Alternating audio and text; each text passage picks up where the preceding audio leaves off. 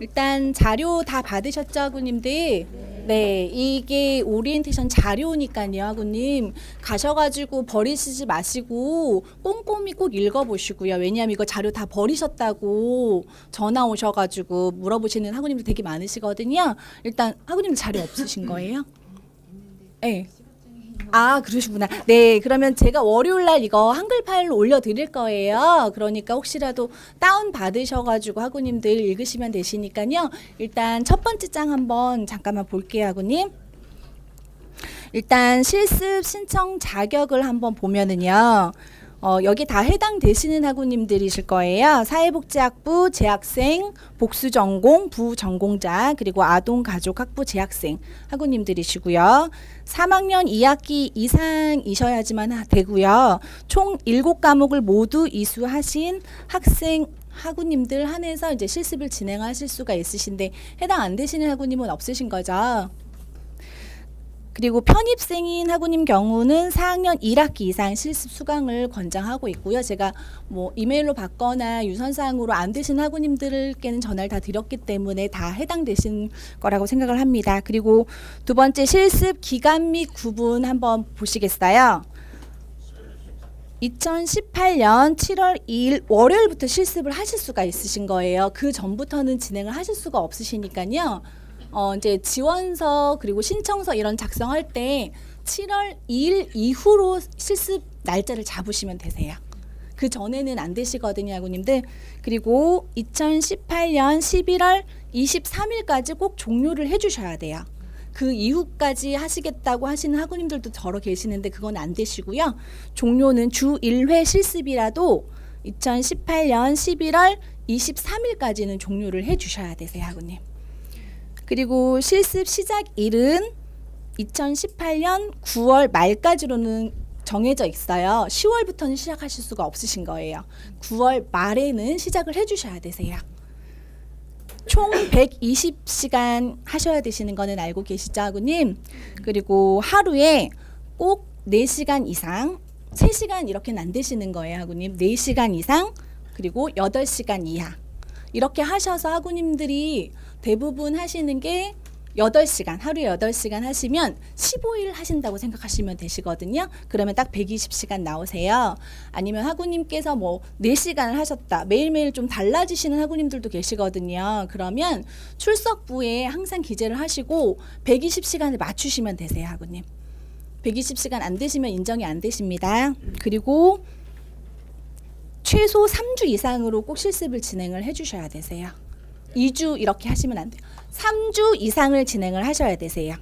그러니까 월요일부터 일요일까지 풀로 이렇게 하시면 안 되신다는 거예요, 하구님. 하루 일주일에 5일 그렇게 하면 5일, 5일, 5일 이렇게 3주가 되시는 거잖아요. 그렇게 해서 15일 이렇게 하신다고 생각하시면 되시는 거예요. 이해가 가시죠, 하구님? 네. 그리고 그 다음에 중요한 실습 기관에 대해서 설명드릴게요. 실습 기관은 인가 및 신고된 기관으로 사회복지사가 1인 이상 근무하는 사회복지 관련 기관이셔야 되십니다. 그리고 사회복지 프로그램을 시행하거나 사회복지 관련 활동을 하는 기관이셔야 되시고요. 어린이집, 유치원은 현장 실습 안 되십니다. 사회복지 현장 실습은요. 그리고 이번 학기 때부터 변경된 중요한 사항이 있어요, 하구님. 사회복지 현장 실습 기관으로 등록된 실습 기관에서만 실습을 하실 수가 있으세요. 이 부분은 제가 URL 연결을 해놨어요. 사회복지사 협회 자격관리센터에서 확인하실 수가 있으세요. 그러니까 등록이 안 된 기관에서는 안 되시는 거예요. 그래서 반드시 등록된 기관에서만 실습을 하실 수가 있으신 거예요. 이해가 가시나요, 하구님? 네. 그러면 실습 슈퍼바이저님 대해서 말씀드릴게요. 기관 내 상근 직원이어야 하며 실습 지도자가 대표자인 경우에는 상근임을 증명하는 서류가 꼭 반드시 하나 더 필요해요. 이 부분에 대해서 되게 많이 이제 문의가 오거든요. 그러니까 아주 큰 단체가 아닌 작은 기관인 경우에는 대표자와 그리고 학우님들을 지도하는 실습 지도자님이 동일한 경우가 있어요. 이럴 경우에는 이 사회복지사님이 이 기관에 재직 중이다 라는 걸 증명하실 수 있는 서류가 하나가 더 필요하신 거예요. 예를 들자면 재직 증명서라던가 아니면은 그 세금 내는 그 부분이 있거든요. 그 국민연금 공단 관리공단에 들어가시면은 그 세금 내는 부분에 대해서 증명하실 수 있는 서류가 하나가 있어요. 그런데 대부분 재직증명서가 더 편하기 때문에 많은 학우님들이 그냥 재직증명서를 보내주시거든요. 그래서 재직증명서를 사본으로 같이 첨부하셔서 제출하시면 되세요. 이해하시죠, 학우님들? 네. 그리고 실습 지도자가 사회복지사 1급 자격증을 소지하시고 계셔야 되시고요. 1급을 취득하신 후 3년 이상의 경력이 반드시 있으셔야 되세요. 그리고 실습 지도자 사회복지사 2급 자격증을 소지하고 계시면은 5년 이상의 경력이 있으셔야 되십니다. 그러니까 이 부분은 학우님께서 꼭 확인을 하셔야 돼요. 그 기관에서 이제 같이 작성을 하실 때 슈퍼바이저님들이 자격증 사본이 필요하시거든요. 그 부분을 확인을 하시고 그리고 신청서에 이제 경력이 몇 년인지를 기재하는 란이 있거든요. 그래서 1급일 때는 3년, 그리고 2급일 때는 5년 이 부분을 꼭 확인을 해주셔야 되세요, 학우님. 그리고 실습 지도자와 실습 지도 교수는 동일할 수 없습니다. 이고요. 그리고 실습 지도자가 한 번에 5인 이상을 지도하실 수가 없으신 거예요. 기관 안에. 그래서 한 분당 5명 내외로 지도하실 수가 있으시다는 얘기예요. 이 내용은. 이해 가시죠? 어려운 건 없으시죠? 여기까지는. 그러면 신청 기간은 이제 이 OT가 끝난 다음 주 월요일부터 신청해 주시면 되시고요. 그리고 마감은 8월 24일 금요일까지시고요. 다 우편으로 보내주셔야 되시는 거예요. 이메일 안 되세요, 학우님? 이메일로 보내시는 학우님들도 있으신데 원본이셔야 되세요. 그 지원서라던가 프로파일 같은 경우에는 직인이 찍혀 있는 원본이셔야 되기 때문에 우편으로 보내주시거나 아니면은 직접 오셔도 되세요. 네. 그러면은 진행 일정에 대해서 간략하게 여기 네모난 거 보시면은 쉽게 이해가 가실 거예요. 일단 학우님들은 개별적으로 기관을 먼저 선정을 하시는 거예요. 선정을 하시고 난 다음에 신청 서류를 제가 월요일 날 올릴 거예요. 파일을요. 그러면 학우님들은 그걸 다운을 받으세요. 다운을 받으시거나 아니면 파일로 들고 가셔도 상관없으세요. 그거는 기관하고 먼저 얘기를 하셔가지고 서류를 같이 작성을 하시는 거예요. 지도자님이랑요. 그리고 그거를 도장이나 그런 걸 다 찍으신 이후에 저한테 보내주시는 거예요. 그러면 제가 검토를 하고 제가 다시 기관에 공문을 발송을 해드릴 거예요. 그런데 이 기간이 일주일 정도 소요되세요. 그러니까 실습 시작 날짜를 서류를 작성하시면서 지도자님이랑 얘기할 때 일주일 이후로 잡으셔야 되세요. 뭐 서류 작성하실 때 바로 내일부터 한다 이렇게는 안 되시는 거예요. 그렇게 하시면 저희가 공문을 발송을 하면 학우님이 시작하시는 날짜에 맞춰서 기관에 가셔서 실습을 하시면 되세요. 그러면 학우님께서 수강 신청 부분에 대해서는 따로 하실 건 없고요. 제가 다 해드리니까요. 요거는 걱정하시지 마시고요. 그러면 학우님이 동영상 강의를 들으시고 실습을 같이 진행을 하시면 되시는 거예요. 그 이후에 실습이 종료가 되시면 과제를 제출하시고요. 그리고 평가서 확인서를 제출을 하시면 학우님이 실습이 이제 종료가 되시는 거예요. 이제 간략하게 내용을 말씀드리면 이렇게 되시거든요. 그러면 자세하게 한번 살펴볼게요. 기관을 선정하는 방법은 학우님께서 뭐 관심이 있는 곳으로 찾으시고요. 그리고 아까도 앞에서 말씀드렸듯이 사회복지사 협회 자격관리센터에서 꼭 등록된 기관이셔야 되시니까 그 부분은 확인을 하셔야 되세요. 그러면 학우님이 실습을 하실 기관을 선정을 하시면 실습비에 대해서 아마 얘기를 하실 거예요. 근데 대부분이 10만 원 내외라고 생각을 하시면 되세요. 그건 기관마다 좀 상의하시니까요. 기관이랑 잘 이야기를 하시면 되시는 부분이고요. 그리고 두 번째로 실습 신청하시는 거 제가 진행할게요. 이게 서류가 중요하시거든요. 서류가 총 몇 개인가요, 학우님들? 네. 6가지를 다 제출하셔야 되시는 거예요. 실습 지원서, 실습생 프로파일, 그리고 시설 인가증, 그리고 지도자 자격증, 사회복지 현장 실습 등록증, 개인정보 수집 이용, 제3자 동의서 이렇게 6가지를 우편물로 보내주시거나 저한테 오셔가지고 제출하시면 되시는 거예요, 학우님들.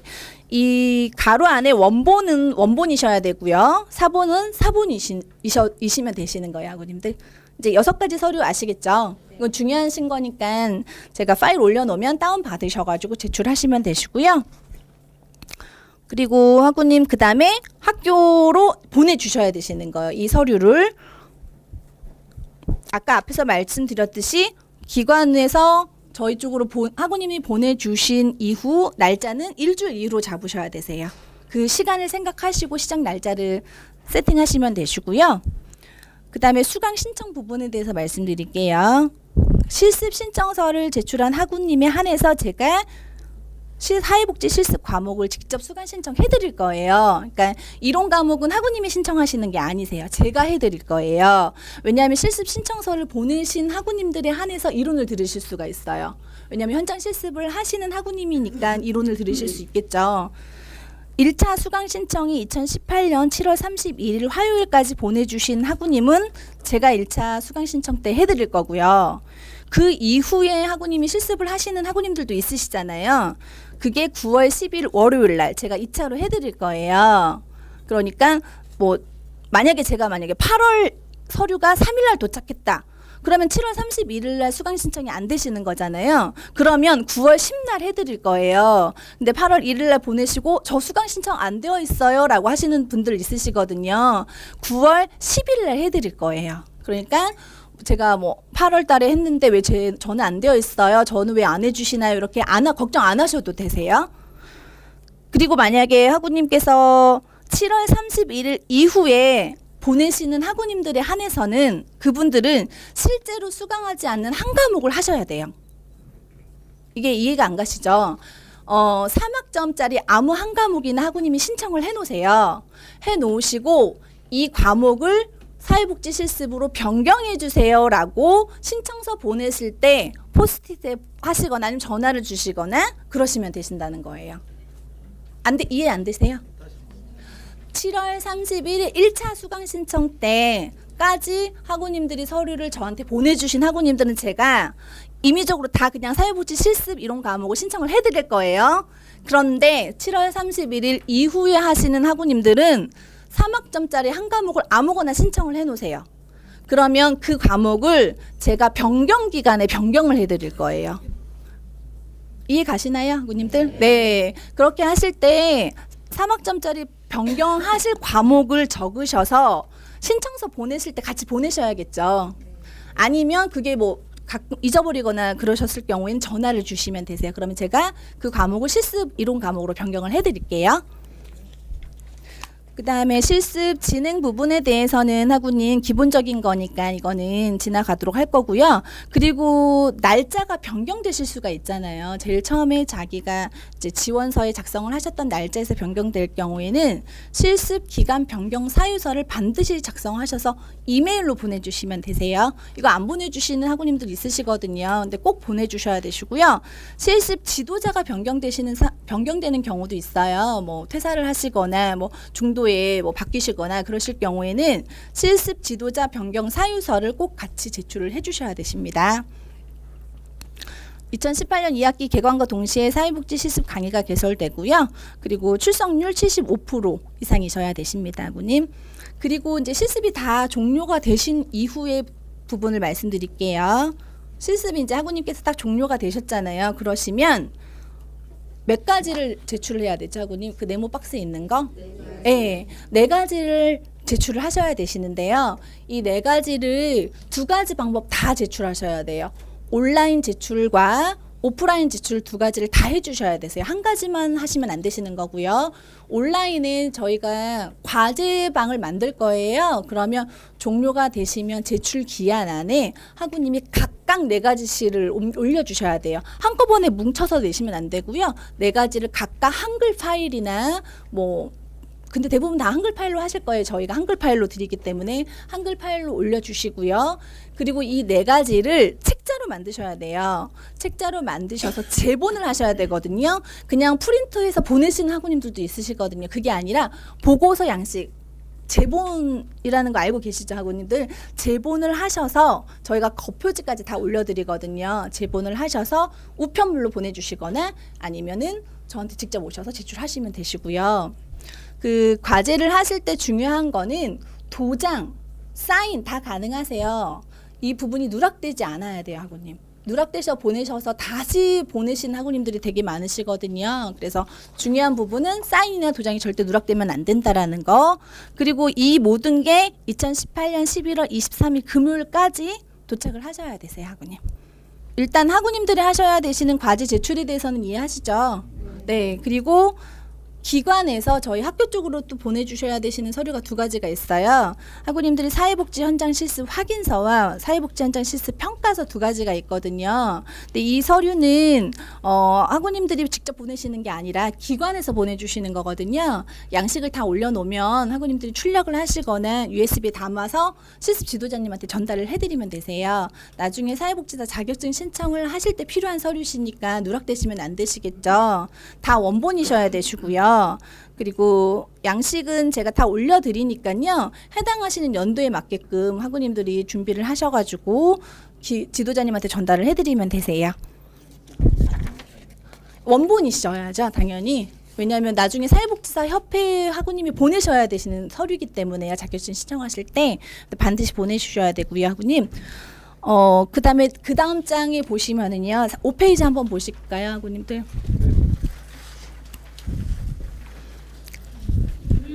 학우님들 유의사항 부분은 쭉 읽으시면 되시고요. 지금 시간이 많이 초과돼가지고 빨리빨리 진행할게요. 주소는 학우님 이쪽에 다 나와 있는 거 보이시죠? 전화번호 그리고 제 이름 그리고 이메일 주소 다 나와 있으시거든요. 궁금하시거나 잘 모르시거나 헷갈리시면은 임의대로 하시지 마시고요. 전화 주세요, 학우님. 그러면 제가 다 설명을 해드릴게요. 그리고 실습 옆에 보시면 관련 양식 부분에 대해서 아까 제가 앞서 말씀을 드렸던 학생이 제출하셔야 되시는 과제 그리고 종료하시고 제출하셔야 되시는 것 두 가지 간략하게 설명을 해드린 란이니까 이거 한번 읽어보시면 어려운 건 없으실 거예요, 학우님들. 그리고 뭐 세세하게 학우님들 그 작성하는 요령에 대해서 두 번째는 나와 있어요.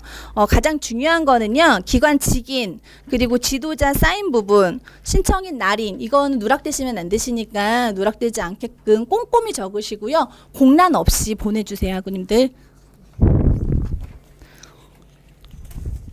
그 다음에 7페이지 볼게요. 마지막으로요.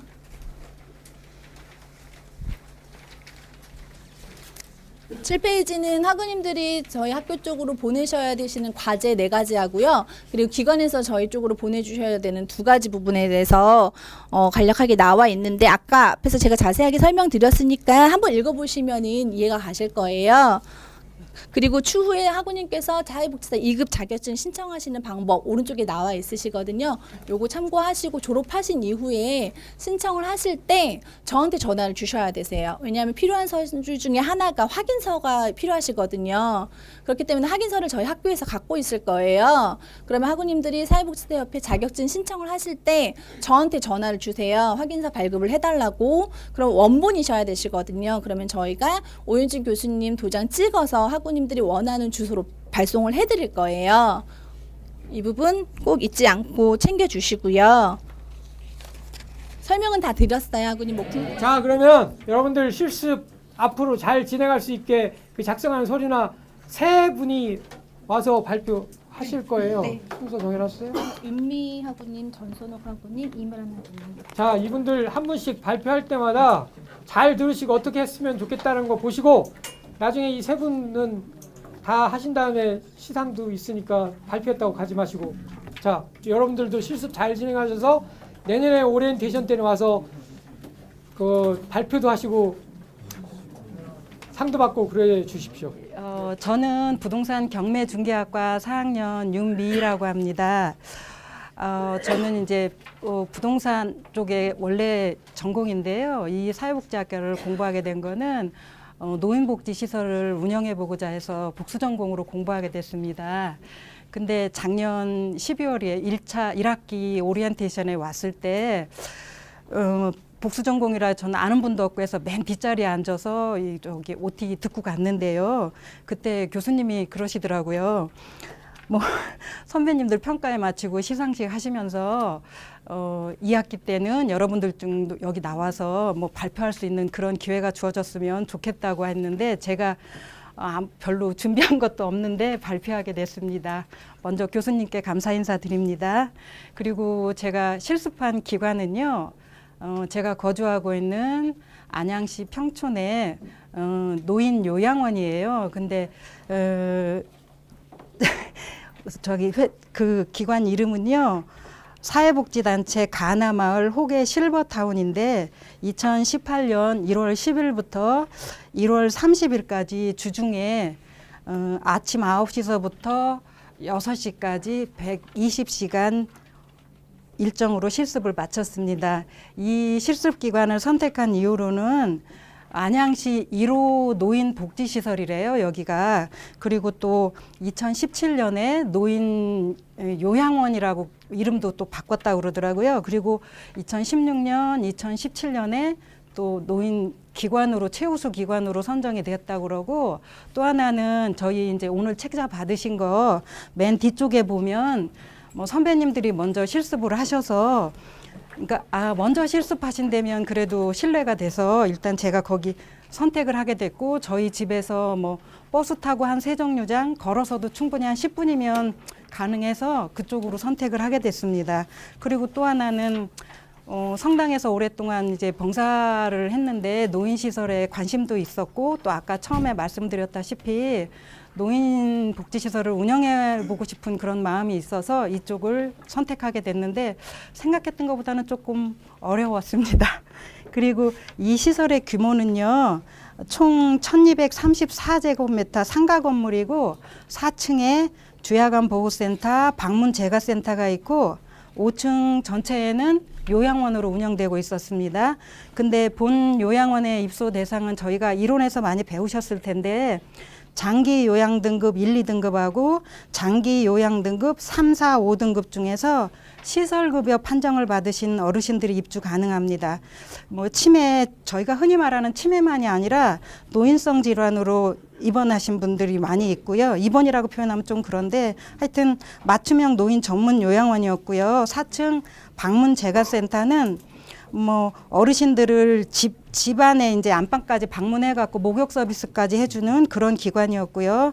주야간 보호센터는 어르신들의 유치원이라고 생각하면 될 것 같습니다. 저희 아파트에 봉고라고 표현하면 안 되죠. 승합차가 와서 모시고 가는 것도 보고, 그러고 또 다양한 프로그램을 많이 운영을 하고 있었습니다. 그런 기관이라 이제 선택을 하게 됐습니다.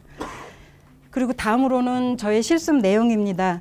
저는 주말을 제외한 3주 동안 아침 9시부터 6시까지 했다고 그랬잖아요. 근데 실습한 때가 가장 추운 1월이었어요. 1월이었고 또 그때 독감이 유행해서 저도 살짝, 독감은 아니었지만 감기가 심했고, 뭐 어르신들도 선생님들도 감기가 많이 걸린 상황이라 조금 힘들었고, 그다음에 저를 지도해 주시는 슈퍼바이저님이 업무가 너무 많으셔갖고 조금 많이 힘들었고, 또 하나는 요양보호사분들 일주일 실습하는데 저희하고 그냥 같이 또 실습을 하게 됐어요. 그러다 보니까 장단점이 같이 있었습니다. 그리고 저는 아침 9시 실습 시간이었지만 항상 8시 45분 이전에는, 늦어도 8시 45분 이전에는 먼저 도착을 했고, 그다음에 이제 보는 분, 어르신들 잘 인지를 못하시는 어르신들한테도 제가 먼저 인사하고 제가 항상 웃는 얼굴로 인사를 먼저 드렸습니다. 그리고 기관에서 내주는 과제라든가 이런 거는 일정에 하루도 안 놓치고 딱 맞춰서 제출을 하게 됐고요. 그다음에 첫 번째 이제 제가 가장 배우고 싶었었던 건데 행정적인 실습이었는데 그거는 많이 실습을 못했던 것 같습니다. 근데 제가 전혀 알지 못했던 거, 요양원을 운영하려면 저는 임대도 가능한 줄 알았거든요. 전 전공 자체가 이제 경매과니까. 근데 부동산도 오랫동안 운영을 했었고, 근데 작아여야 된다고 그러더라고요. 그걸 처음 알게 됐고요. 또 하나 알게 된 거는 저희가 사회복지사 자격증이 있으면 요양보호사는 실습, 그러니까 하루 8시간만 그냥, 아주 저는 그것도 몰랐었거든요. 요양보호사 자격증도 2010년도에 이미 이제 봉사활동 하면서 따놨었는데 사회복지사 실습을 하면 요양보호사 실습을 안 해도 된대요. 실습 하루 하는 거는 그냥 아주 기초적인 거, 이론적인 것만 해도 된다고 그러시더라고요. 그것도 요번에 알게 됐습니다.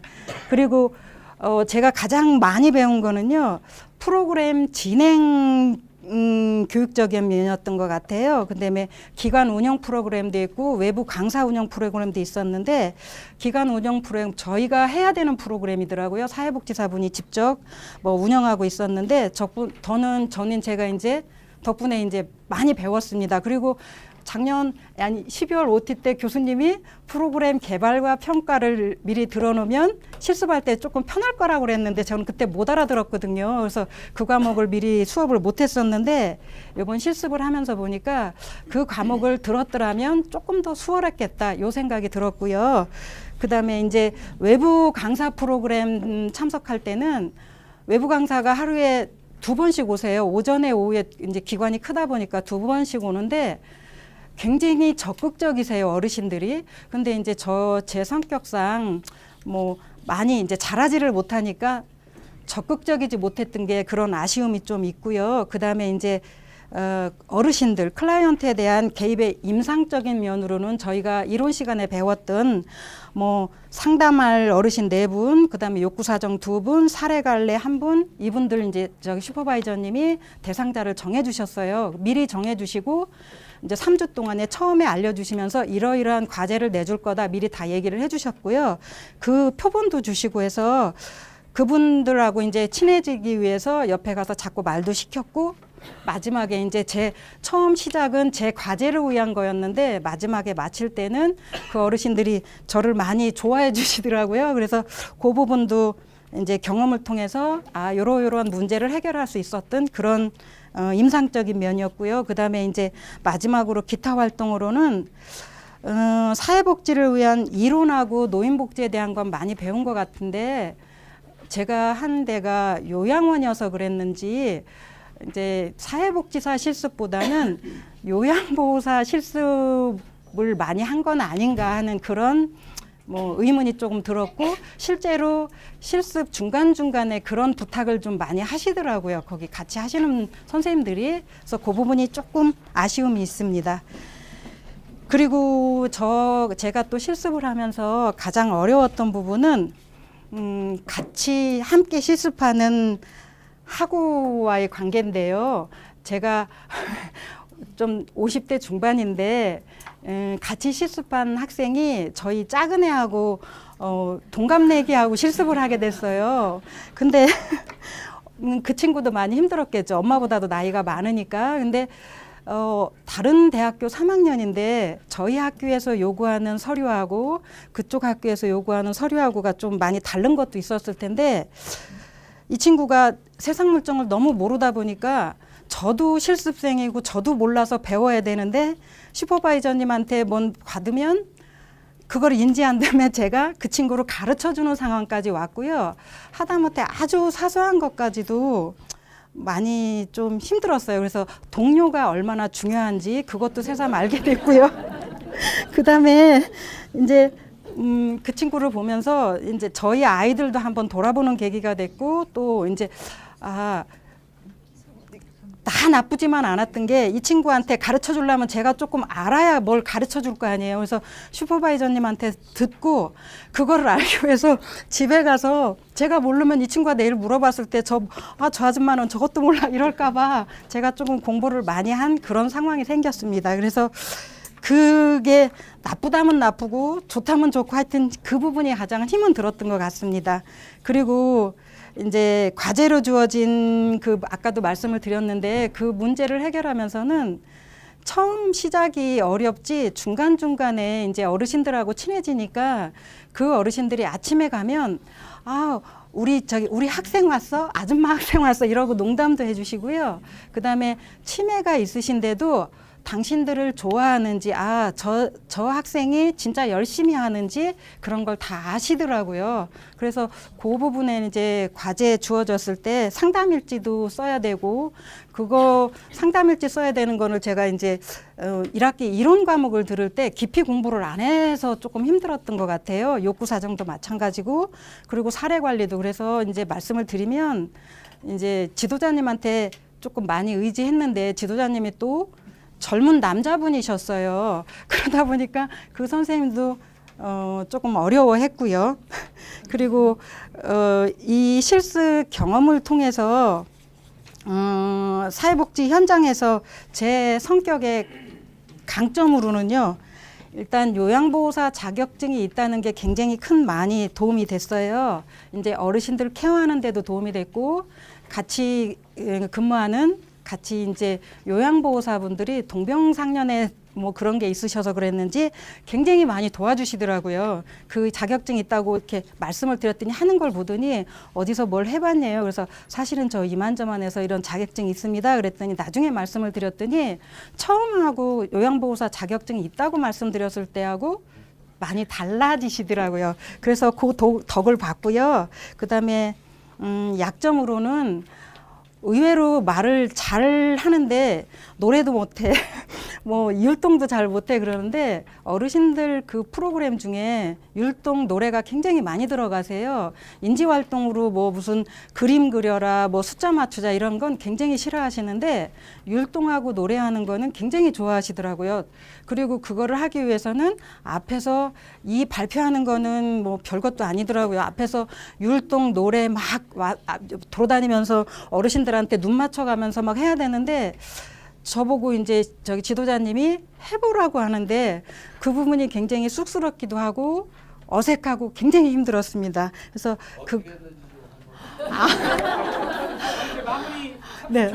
네. 그래갖고 제가 이제 말씀을 이제 저 후배님들한테 한번 말씀을 드리면, 그나마 이제 이론 과목, 교수님이 말씀하신 이론 과목 조금 많이 들었으면 많이 도움이 될 것 같고요.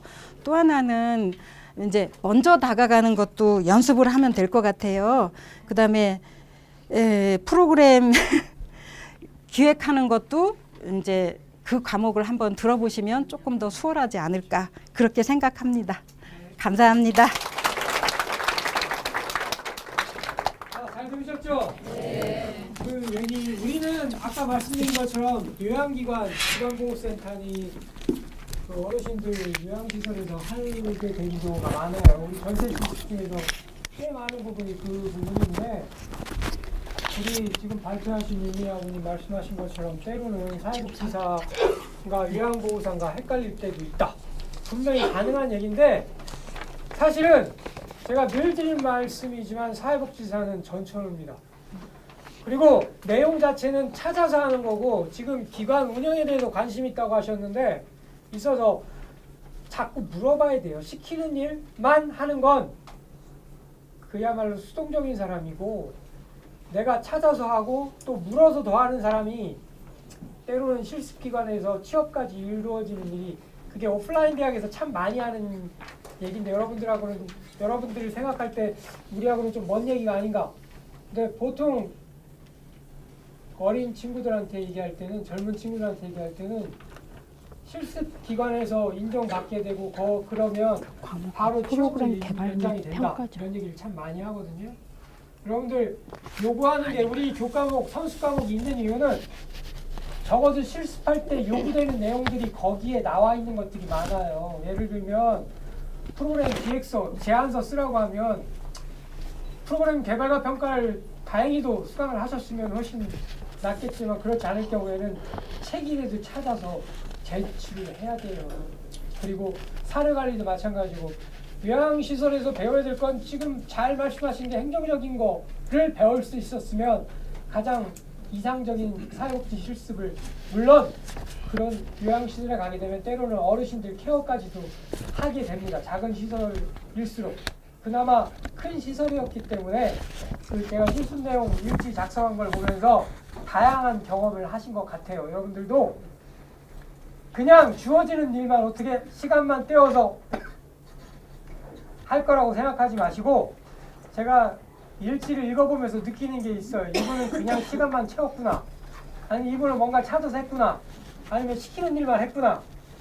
그 기관이 도대체 어떻게 돌아가는지, 뭐 어떤 돈으로 또 어떤 사람들이 지원해서 들어올 때는 그 사람은 어떤 절차를 밟아서 오는지, 그게 다 우리 강의실에서 이루어지는 학습이기도 하지만 직접 현장에서 확인하는 그런 작업까지도 다 이루어지면 좋은 실습이 될 겁니다. 자, 요양시설에서의 실습하실 분이 많을 건데 좀 전에 우리 발표하신 윤미하고님 발표 내용이 도움이 되었으면 합니다. 그 다음에 네, 정선. 하실 거죠? 그 다음 또 다른 내용의 실습 내용이니까 잘 들으시고 참고하시기 바랍니다. 안녕하십니까. 저는 아동 가족 상담학과 그 전선옥이라고 하는데요. 저는 1월 15일부터 2월 2일까지 했거든요. 그런데 이제 제가 했던 데는 구리시에 위치한 주간보호센터인데 시에서 하다 보니까 시에서 이제 대한성공회에 위탁을 해서 거의 시의 일조를 거의 받고 있거든요. 그 기관 자체도 시에서 운영하는 그 건물에서 하기 때문에 뭐 일반 상수도나 그런 공공요금은 거의 제로에 가깝다고 해요. 그래갖고 이제 복지사님들이나 요양보호사님들 다른 기관 같은 사립 같은 경우는 이제 그분들 임금도 주면서 이제 공공요금 내고 막 전기요금 내고 막 그러는데 그게 좀 제외가 되다 보니까 처우도 좀 낮고 그러다 보니까 이제 요양보호사분도 2분 계시고 간호조무사 계시고 조리원, 운전원 이제 거기에 또 사회복무요원이 2명이 또 있어요. 시에서 많이 보조가 돼서 그러다 보니까 이제 모든 게 다 어느 정도 체계도 잡혀 있고 오래된 기관이기도 하고 그 기관이 2006년 9월 28일 날 이제 구리시에서 대한성공회로 넘어가서 위탁을 하다 보니까 센터장님도 그 시설장님도 그대로 쭉 하셨거든요. 2006년부터. 그러다 보니까 이제 기관도 어느 정도 체계가 잡혀 있어서 모든 분들이 다 가족 같은 분위기. 그리고 어르신들도 거기에 이제 오래되신 분들이 되게 많으세요. 뭐 한 초창기 때부터 계속 계시는 분도 있고 그러다 보니까 그분들을 보다 보면 이제 어떨 때는 내가 종살이를 하는 느낌도 든다는 그런 어르신들도 계세요. 너무 오래 계시니까. 그렇게 편안하고 안전도 어느 정도 체계가 잡혀 있다 보니까 편안하게 지내시더라고요. 그리고 이제 제가 실습한 내용은 1주차 때 거의 노인 주간 보호센터다 보니까 이제 딱 가자마자 이제 어떤 식으로 해야 되는지 호칭은 어떤 식으로 불러야 되는지 어르신이라고 이제 슈퍼바이저도 그렇게 가르쳐 주시고 지도자님이 센터장님이 지도자신 거예요. 그래갖고 실습 지도자로 하시니까 센터장님께서도 거의 어르신이라고 불러야 되고 어떤 식으로 해야 된다는 그 지침서가 있어서 그 지침서대로 그대로 하면 되거더라고요. 1주차 때는 어르신 이름 그리고 어르신들 신체적 특징 이분은 치매가 있다 없다 그리고 이분은 이제 노인 주간 보호센터에 거의 있는 분들이 3에서 5등급의 노인성 질환 치매나 아니면 이제 신체가 좀 불편하셔서 그분들이 많이 오세요. 관절이나 뭐 치매가 없으셔도 알코올성으로 인해서 몸이 불편하신 분들 그런 분들도 많이 계시거든요. 그러다 보니까 이제 신체적인 특성을 파악하는 게 1주차 때 그리고 2주차 때는 프로그램 계획하고 그다음에 진행하고 관찰일기에 대해서도 막 쓰거든요. 2주차 때부터 이제 제대로 프로그램이 들어가고 사례관리 대상자 같은 것도 2주차 때 거의 선정을 해서 자기가 직접 관찰일기는 이제 지도자분이 직접 정해주지만 사례관리는 제가 어떤 분을 해야 된다는 걸 해주시고 2주차 때 이제 2주차 때가 되게 많거든요. 장기요양보험에 대한 등급에 대한 공부나 막 그런 것도 이제 지도자분께서 해주시면서 치매 교육 같은 거 치매에 대한 그런 교육도 들어가고요.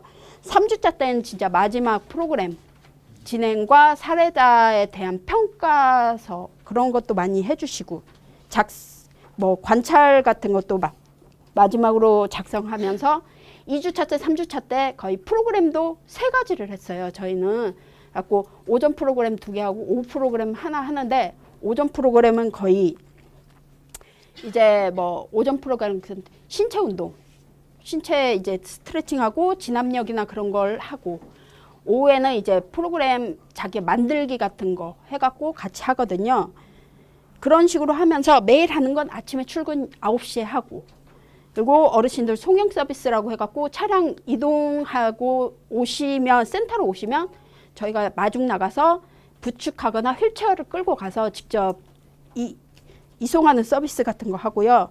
그리고 이제 오전에 이제 1, 2, 3차로 오다 보니까 중간중간에 조금씩 터울이 있어요. 그때 이제 같이 고스톱도 쳐드리고 같이 이제 네, 그거 배우시면 많이 써먹어요. 많이 써먹고 그리고 이제 퍼즐 같은 것도 이제 치매나 그런 거 있으시다 보니까 막 100퍼즐 그런 거 안 돼요. 30퍼즐. 많이 해봤자 40개 이하 건이 제일 많고 이제 중증은 아닌데 말씀을 잘 안 하시고 이쁜 치매라고 해갖고 되게 막 까다롭고 막 그런 분은 거의 없으신데 가끔가다 욱 하는 걸로 해서 싸우고 그런 건 있는데 이쁜 치매라고 해갖고 막 만지면서 이쁘다 이쁘다 해주면 되게 좋아하세요. 이쁘다 이쁘다 하고 근데 이제 어르신들 있고 이제 동정한다는 그런 표현이 아니라 그냥 오늘은 얼마나 손이 고우세요 하면서 되게 만져주는 거 되게 좋아하시거든요. 어르신들 만지면서 쓰다듬어주고 그런 거 이쁜 거와 얘가 나를 동정한다 그걸 금방 하세요. 그래서 절대 저희 그 지도자 선생님께서도 그런 거 아니까 절대 표정이나 그런 것을 동정하는 빛으로 하지 말라고 금방 하신다고 이 사람이 나를 이제 어떤 식으로 대하는지를 금방 느끼신다고 만져도 이쁘다 이쁘다 해주면서 하고 저도 그랬어요. 어르신 오늘은 어땠어요? 뭐 했어요? 그러면서 되게 말을 많이 해줬어요. 그러니까 처음에는 되게 말 않고 그냥 소파에만 앉아 계시고 진짜 부축을 하지 않으면 화장실을 못 가시는 어르신도 계셨거든요. 그래가지고 그분은 진짜 양쪽에서 등치도 이만해요. 교수님 2배예요. 그러다 보니까 양쪽으로 둘을 부축해서 남자 그 선생님 실습 선생님하고 부축하기도 해갖고 화장실 입구까지만 하면 가서 뒤처리까지 다 해줘야 되는 거예요. 실습 선생님 이제 요양보호사 선생님들도 계시고 다른 선생님도 있지만 실습 선생님을 제일 필요로 하는 곳이 그 선생님들이 이제 프로그램 하고 다른 거 케어하느라고 바쁘시니까 저희가 거의 그런 걸 최대한 많이 보좌해드린 차원에서 많이 해드렸거든요. 근데도 어르신들은 그런 것도 좋아하세요.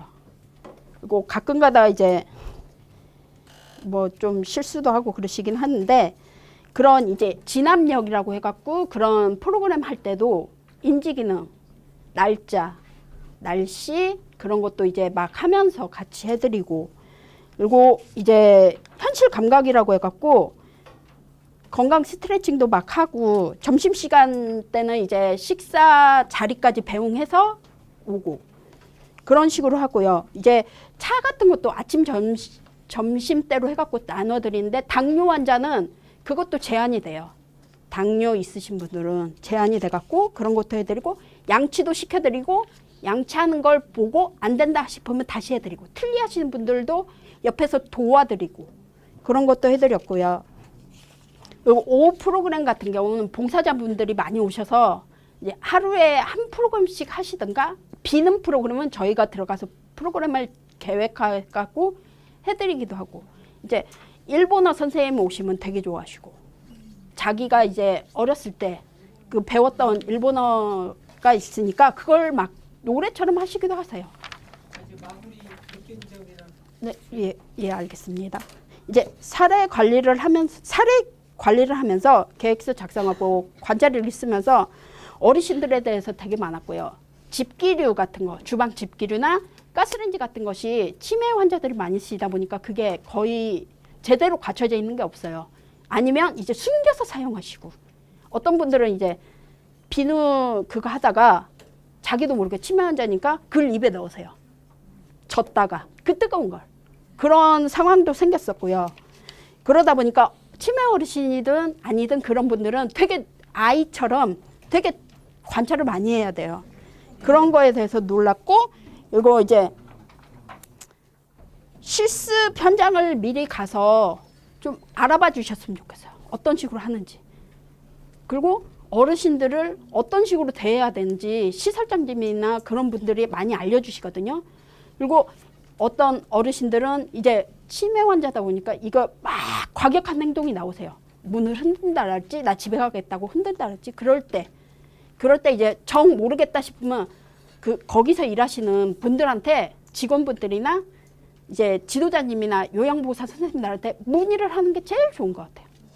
그러니까 만약에 내가 모른다, 조언을 구해서 어떤 식으로 개입해야 되는지, 또 어떤 식으로 그걸 파악해서 대입해서 이 사람은 이렇게 해야 되고 저 사람은 저렇게 해야 돼, 그런 걸 좀 알아주셨으면 감사하겠습니다. 이상입니다. 네, 잘 들으셨죠?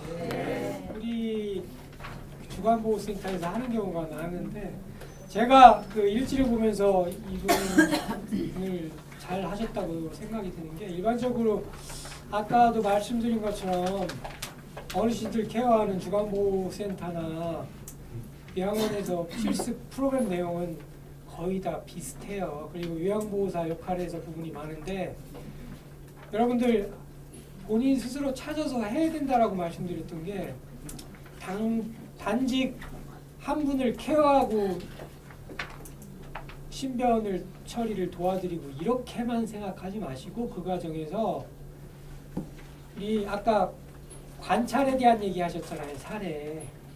우리 사회복지사가 하는 일들은 사람을 대하는 일이죠. 우리가 클라이언트라고 배웠죠. 늘 여러분들 실천론에서도 배웠던 게 정서적 관계 들어보셨죠? 바이오 스택의 8단계 뭐 이런 거 배우지 않았어요? 오래전에 배워 다 까먹으셨죠? 저도 오래전에 배웠는데 그거는 기억하고 있는데, 거기에서 사람과 사람의 우리가 관계를 잘 형성해 나가는 게 사회복지사 역할인데, 여러분들 요양원이나 주간보호시설에 가게 되면 거기에 주어지는 일을 하기 바쁘다라고만 생각하지 마시고, 거기에 특정 대상 클라이언트를 정해놓고 그분이 나랑 만나면서부터 끝날 때까지 변화를 관찰을 해보세요. 그리고 실습 내용에 기록을 해보세요. 단지 내가 이 사람을 신변 처리해 주는 것만 돕고 내가 도대체 요양보호사인가 사회복지사인가 이런 생각하지 마시고, 그분이 어떤 인지 얘기하고 아까 진압력도 얘기하고 그런 말씀하셨었죠? 네. 그런 과정 자체에서 변화를 일자별로 시간별로 프로그램이 진행되는 것별로 관찰일지를 써보세요. 그런 내용을 적어주시면 여러분들 그냥 평범한 자원봉사와 같은 실습일지라도 나는 본인 스스로 사회복지 실습, 사회복지사로서의 역할을 배울 수 있는 실습이 될 수 있습니다. 때로는 슈퍼바이저들도 아까 첫 번째 발표하셨던 분처럼, 물론 기본적으로 기관에서 뭐 1년 이상 3년 뭐 이런 현장 경험이 있는 사람이 슈퍼바이저의 자격이 주어지기도 하지만, 때로는 충분한 교육, 슈퍼비전을 못 줄 수 있는 분들도 있기도 해요. 그 안에서 우리 스스로 배울 수 있고 의미를 찾는 건 우리가 어떻게 해 나가느냐에 따라서 이루어질 수 있는 거라고 생각이 듭니다.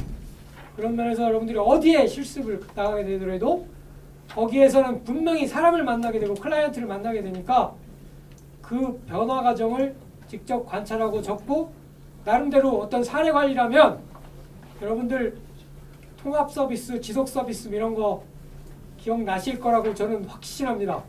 그거 제가 강의한 거니까 행정동이나 이런 데서 그런 서비스를 제공할 때 어떤 게 이런 클라이언트한테는 서비스를 내가 연결해 줄 수 있을까? 혼자 고민도 해보시고 한번 적어도 보시고 이런 일지를 내주시면 좋은 평가, 좋은 실습 과정이 될 수 있을 거라고 생각이 듭니다. 자, 다음에 또 발표 듣고 말씀 나누도록 하겠습니다. 안녕하세요. 저는 사회복지학과 4학년 이미란입니다. 저는 그 구립 신내 종합 노인 복지관에서 실습을 시작을 했고요. 목소리 좀 예, 죄송합니다. 목소리가 너무 작죠. 네. 저는 사실 이게 오리엔테이션 받고 나서 사실 실습 기간을 막 찾았어요. 그런데 거의 보니까 저는 이제 복지관 쪽으로 많이 알아봤었거든요. 그래서 제가 사는 곳이 광진구라서 동대문, 광진, 성도, 성동, 중랑 이렇게 하고 다 찾아봤는데 맨 마지막에 여기 신내 노인 종합복지관이 된 거예요.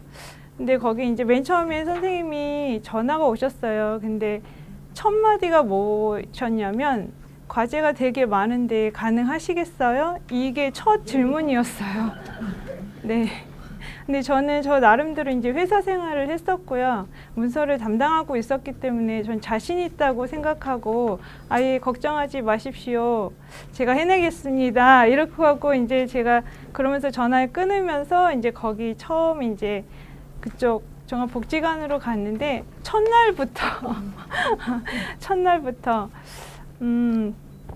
첫날에 이제 저희가 오리엔테이션을 받고요. 이론 실습을 3일을 봤는데 첫날 오리엔테이션 때 목표 설정하기 하고 자기의 강단점 그거를 주제로 해서 이제 기록하는 게 있었어요. 근데 목표 설정에서 저는 되게 멘탈이 나갔죠. 왜냐하면 전혀 생각하지 못한 부분이 막 여기저기에서 막 도출이 되는 거예요. 근데 이제 이거를 저희 사회복지사 선생님이 슈퍼바이저가 하나부터 열까지 다 상세하게 얘기해 주셨어요. 그때는 알아듣고 집에 가서 다시 목표 설정하고 다시 왔는데 그 다음날 저희 그 선생님이 말씀하시는 게 그런 그러니까 산출 목표가 수치로 계산이 돼야 되는 거예요. 그러니까 뭐 1회면 1회, 2회면 2회 이렇게 정확하게 딱딱 떨어져야 되는 그런 목표 설정을 가지고 제가 이 목표 때문에 3일을 계속 피드백을 받았거든요. 근데 저는 저뿐만 아니라 일반 대학교 그 학생들하고도 같이 했었는데 대부분 26, 뭐 이렇게 그런 나이대 그 학생들하고 같이 했었는데 그 학생들마저도 여기서 이제 너무 많은 고민을 하더라고요. 그래서 원래 이러면 안 되는데 사실은 살짝 녹음을 해서 집에 가서 다시 듣고 계속 다시 듣고 하면서 목표 설정까지 했었는데 그 부분이 저는 너무 어려웠었어요. 그러니까 여러분들이 복지관 선택할 때 만약에 목표 설정하는 거에 부딪히시면 전화 주십시오. 제가 도와드리겠습니다. 제가 간 구립 신내 노인 복지관은요. 봉화산 주변에 자연을 둘러싸인 신내 그린 공원 입구에 위치해 있고요.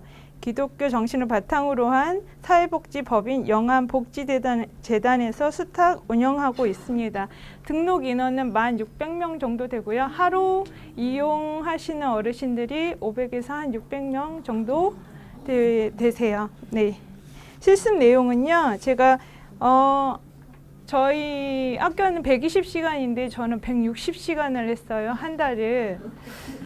제가 160시간입니다. 선생님한테 전화가 다시 오셨거든요. 학우님 120시간 이상만 하시면 됩니다. 이렇게 전화를 주셨는데 저도 그거를 알고 있었고 저는 사실 각오를 하고 갔었거든요. 일반 그냥 수월하게 할 수 있는 데가 아니라 정말 잘할 수 있는 대로 가고 싶어서 제가 160시간이 되든 180시간이 되든 200시간이 되든 나는 해내리라 생각하고 정말 중무장을 하고 갔기 때문에 저는 그때 기억이 지금도 막 새록새록 나는데요. 지금 그렇게 각오를 하고 간 게 1월 15일부터 2월 9일까지 진행을 했었고요. 1월 15일부터 17일까지는 실습 오리엔테이션하고 각 그 사업의 이론 교육을 받았고요. 1월 18일부터 20일까지 한 9일 정도 되는데 이 때는 순환 실습, 이론을 바탕으로 한 순환 실습. 그러니까 사업이 그 복지관에서 8가지를 했어요. 순환 실습에는 후원 및 지역 복지 사업, 그다음에 상담 사업, 경로당 사업, 노인 사회 활동 사업, 재가 복지 사업, 자원봉사 사업, 주 야간 보호센터, 아까 말씀하신 데이케어 센터, 그다음에 사회 사업 해갖고 8가지를 제가 다 순환 실습을 하루씩 돌아가면서 다 했었고요. 거기서 진행된 행정적인 것도 간단히 말씀드릴까요? 그 후원은요, 연말 기부금 영수증 발급 승인 과정 및 진행 과정, 후원품 관리, 후원품 입출고 현황, 사회복지 시설 정보 시스템 후원품 물품 관리 절차, 그 다음에 복지관 후원처 방문, 신규 후원처 발굴에 대한 사례를 전달을 받았었고요. 상담 사업에서는 진우 정보 시스템을 활용한 회원 등록 신청서 입력 방법, 초기 상담 일지 및 이용 상담 일지 기록 방법, RF 시스템 회원증 등록 및 재발급 방법 이렇게 했었고, 경로당 사업에서는 경로당 실태 조사 및 실태 조사 선정 기준표 전산 입력 작업, 미선정 경로당 실태 조사 파악했었고요. 노인 사회활동 사업으로는 차세대 통합 업무 시스템에 대한 전반적인 운영 방법 설명, 노인 일자리 사업, 밑반찬 배달 사업, 준비 사업, 사업 과정 진행 이렇게 했었고요. 재가복지에서는 초기 상담 및 도시락 배달, 실무자 및 수혜자 면접이 있었고요. 생일잔치 진행했었고, 기부 물품 공급 및 재가 어르신 방문 및 치매 지원센터 동행하였습니다. 그리고 6번째로 자원봉사 사업은 자원봉사 사업의 전반적인 사업을 전달받았었고, VMS와 1365 포털사이트 운영 및 진우 서비스 전산 관련 사업을 제가 교육을 받았었고요. 인정보상과 품위서 전자결제 진행사항 및 외부 공문 작성법을 배웠습니다. 되게 많죠. 주야간 보건센터는 말도 못해요. 주야간 보건센터는 넘어가겠습니다. 그리고 이제 제가 여기 8가지에서 제가 이제 심화 실습을 했는데요. 심화 실습으로는 제가 재가복지 사업을 선택을 했는데 이유가 있어요. 다른 사업들은 연초라서 준비하는 과정이 다 있는 거예요. 그런데 이 재가복지 사업은 1년 365일 계속 같은 같다고 말씀드리기는 뭐하지만 계속 주기적으로 패턴대로 계속 돌아가고 있었기 때문에 재가복지 사업을 하면 그래도 많이 배울 수 있겠다는 생각 때문에 재가복지 사업을 심화로 했는데, 제가 나을 때마다 날씨가 제일 춥고요. 제 눈이 제일 많이 왔었고요. 아무튼 오늘은 날씨가 제일 춥습니다 이런 날은 반드시 나갔었고요. 네, 계속 나갔었던 것 같아요. 그래갖고 사실 엉덩이 붙이고 앉아 있을 시간이 사실은 없었고요. 재가복지 이제 실습을 하면서 제가 느낀 거는 거기서 이제 초기 상담하고 인테이크한 어르신이 있는데,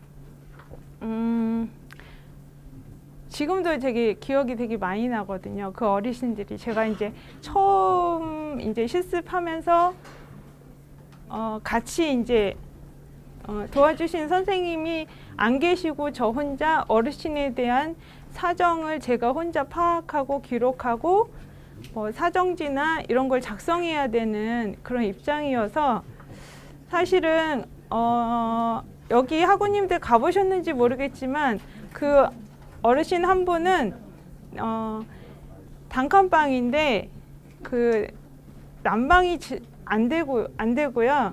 전기장판 하나로 그냥 거동을 못 하세요. 다리도 불편하셔가지고 화장실도 겨우 걸어서 가는 그런 상황이었고요.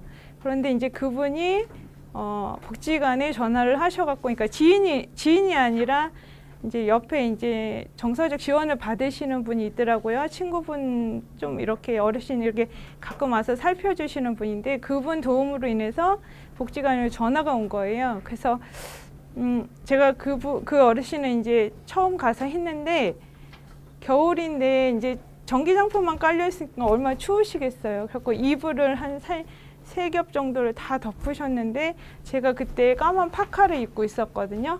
근데 앉았다 일어나니까 저희 그 각질 있죠. 각질이 옷에 다 묻은 거예요. 근데 제가 그렇게 할 수 없잖아요. 이거 묻었다고 막 이렇게 할 수 없잖아요.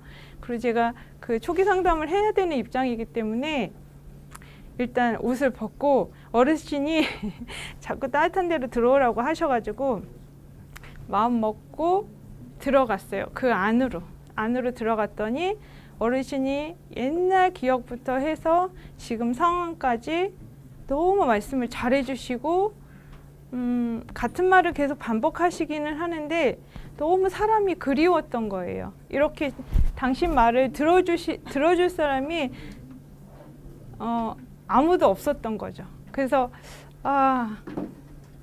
그분 생각하면 조금 제가 좀 아직도 기억이 좀 많이 남으시는 분이고요. 그래서 이제 복지관에 돌아와서 그 서비스 지원을 할 건지 뭐 그거에 대한 그 그 회의를 하거든요, 복지관에서.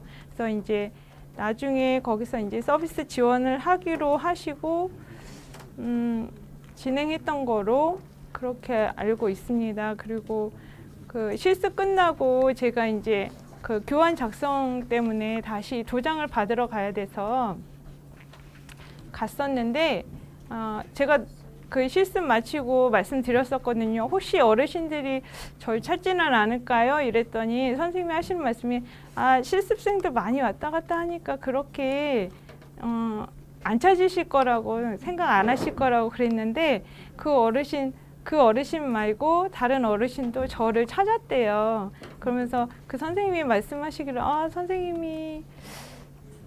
선생님 많이 찾으셨다고 어르신들이 이런 경우가 그렇게 많지 않은데 선생님하고 좀 그런 게 조금 관계 형성 부분에서 되게 잘 된 것 같다고 말씀을 해주시는데 그래도 한쪽이 조금 많이 아팠어요. 네. 그리고 이제 제가 복지관에서 그 아까 말씀하신 대로 프로그램 개발과 평가해가지고 프로포절 작성하는 게 있었는데요. 복지관 프로포절 작성하는 것도 고민을 굉장히 많이 했었거든요. 고민을 많이 하고 같이 실습받는 그 같은 학생들끼리 서로 머리 맞대고 고민하고 너는 뭐 할 거니 나는 뭘 할까 막 이런 고민을 되게 많이 했었는데 실습을 끝나고 나니까 이거 이렇게 하면 되겠다 저건 저렇게 하면 되겠다 하고 머리에서 정리가 되더라고요. 그러니까 여러분도 너무 걱정하지 마시고요. 일단 하루하루 진행되는 거를 그냥 그 하루하루에 잘 마무리해 주시면 좋을 것 같고요. 그 다음에 이제 제가 당부드리고 싶은 거는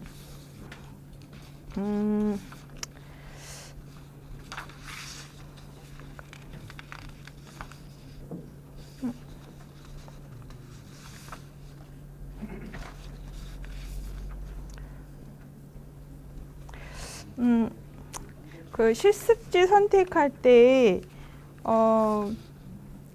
내가 그러니까 다들 관심 분야가 틀리시잖아요. 제가 아동인지 청소년인지 노인인지 장애인인지 그거에 대해서 아직 파악이 안 되셨다면 지금부터 준비하셔서 파악하시는 게 좋고요.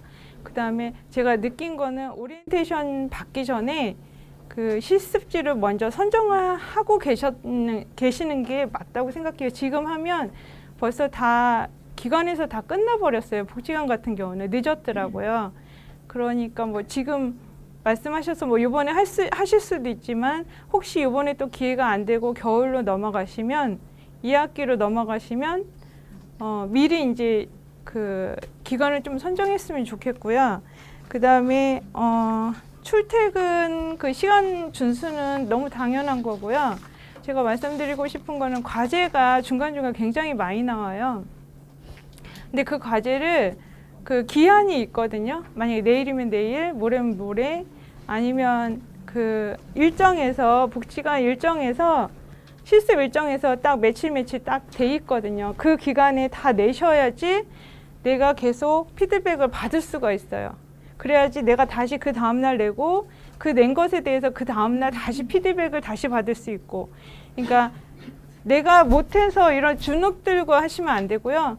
피드백을 받을 거라고 생각하시고 계속 도전하시면 시간은 지나가게 돼 있고 과제는 수행하게 돼 있더라고요. 그러니까 그 좀 끈기 있게 해주시면 좋을 것 같고요. 그다음에 네, 실습 기간에서는요, 제가 개인들이 다 가긴 했지만 세종사이버대학교 대표자로 나갔다고 생각하시면 될 것 같아요. 제가 신내 종합노인복지관을 선택한 이유는 거길 가봤더니 다른 학교의 실습생들이 되게 많았던 거예요. 그러니까 그 학교에 한 번 학생이 와서 평가가 좋고 슈퍼바이저한테 좋은 평가를 들으면 그 학교에 학생들이 왔을 때 그 거리낌이 없고 이 학생들도 우리 기관에서 실습 받았으면 좋겠다는 그런 생각을 굉장히 많이 하시는 것 같아요. 그래서 저는 선구자로 솔직히 간 거고요. 마음은 그렇고요. 제가 문을 열어놨으니까 여기 계신 후배님들도 신내 노인 종합복지관에 도전하셔가지고 저희 세종사이버대학교의 그 이름을 좀 알릴 수 있는 기회가 될 수 있기를 응원합니다. 예, 잘 들어주셔서 고맙습니다.